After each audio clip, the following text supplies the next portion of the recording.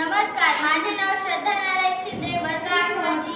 आज छत्रपती शिवाजी महाराजांच्या जयंतीनिमित्त आम्ही दोघी गीत सादर करणार